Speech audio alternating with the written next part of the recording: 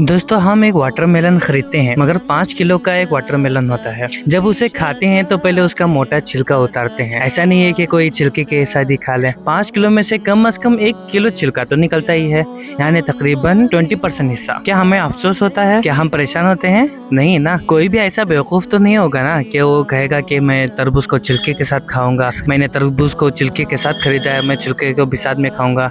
नहीं, बिल्कुल भी नहीं है, ऐसा कोई नहीं सोचता। यही हाल माल्टे का भी है। हालांकि हमने छिलके समेत खरीदा हुआ होता है। माल्टा हम खुशी से छिलका उतार कर खाते हैं, मगर छिलका फेंकते वक्त तकलीफ नहीं होती। ऐसा तो नहीं है कि हम चिकन शॉप के ओनर के साथ जाकर झगड़ने शुरू कर दें कि नहीं, हमने मुर्गी को उसके खाल के साथ और उसकी सारी चीजों के साथ, बाल वगैरह के साथ हमने खरीदा था, आपने बाल क्यों फेंक दिया। ऐसा तो कोई झगड़ता नहीं है, क्योंकि सबको पता होता है कि वो कचरा है और कचरे को फेंका जाता है। तो फिर 40,000 में से 1,000 देने पर, 1 लाख में से 2,500 देने पर क्यों हमें बहुत तकलीफ होती है। हालांकि ये सिर्फ 2.5% बनता है, यानी 100 रुपए में से सिर्फ 2.5 रुपए। आप समझ रहे हैं ना कि मैं किस बारे में बात कर रहा हूँ? मैं ज़कात के बारे में बात कर रहा हूँ। ये तरबूज के लिए आम और माल्टे के छिलके और उसकी सीड्स से कितना कम है, इसे ही ज़कात फरमाया गया। और ये ज़कात निकालना यानी हमारे माल को पाक करना है। और ये ज़कात के रकम वगैरह ये माल की गंदगी होती है।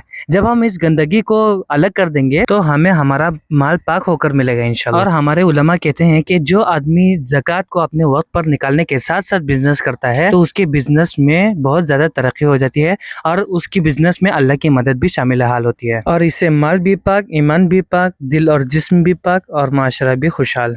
उम्मीद कि आप इस पर मुत्तफिक हो जाएंगे और इस वीडियो को शेयर करेंगे और आप भी इस पर अमल करेंगे इंशाल्लाह।